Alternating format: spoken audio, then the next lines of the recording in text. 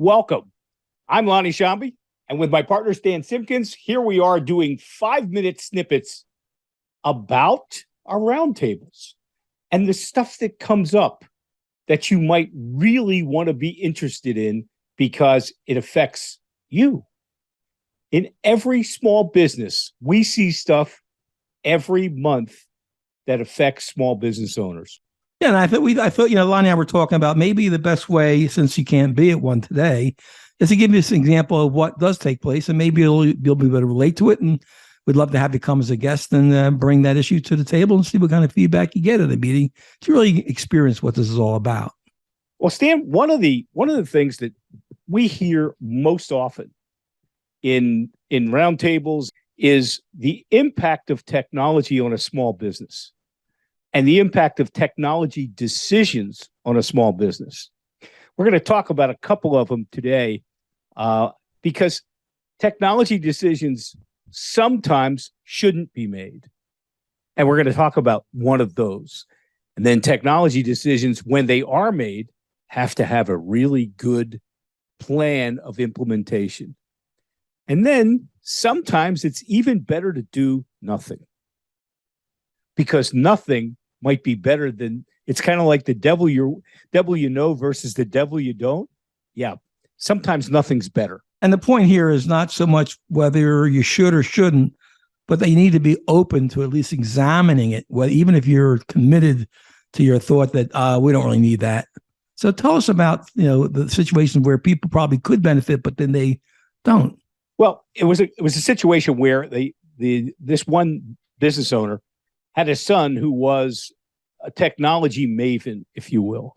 And so he wanted the business to be the latest and greatest. And it's a small business. And in some of the areas he wanted to have automation, I mean, they were barely turning the crank. They didn't need automation. They needed automation elsewhere, but not there. But that's one of the things he knew.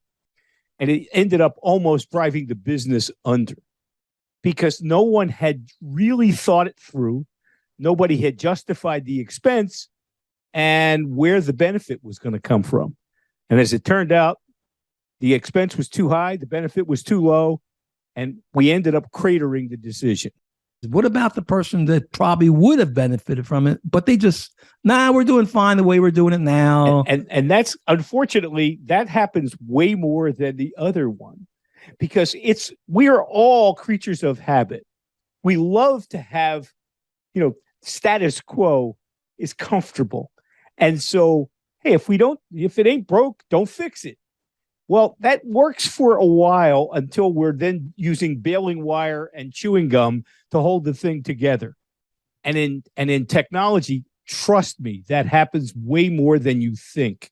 Because what happens is you're dealing with a wild card, and that's the supplier. And what is it that causes owners who kind of they don't even want to think about it because it's just overwhelming? What is the resistance to the technology issue of even examining it? It's not necessarily resistance to technology; it's resistance to change, and many business owners are reluctant to change. Again, back to my point about it ain't broke, don't fix it.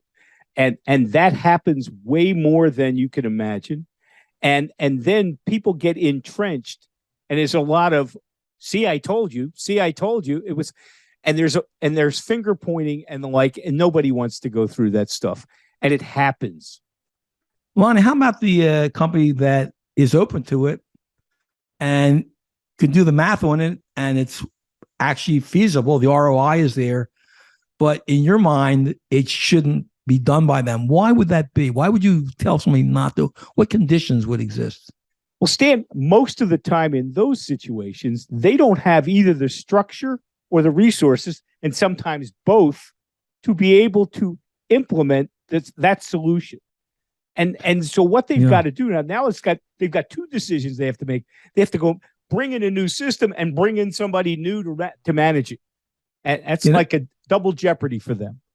Well, I'm Stan Sigmund with my partner, Lonnie Shambi. And if you'd like to be a guest, come to our meeting at www.sbvirtualroundtables.com. Click on the little green box and request an invitation. Thanks for being with us.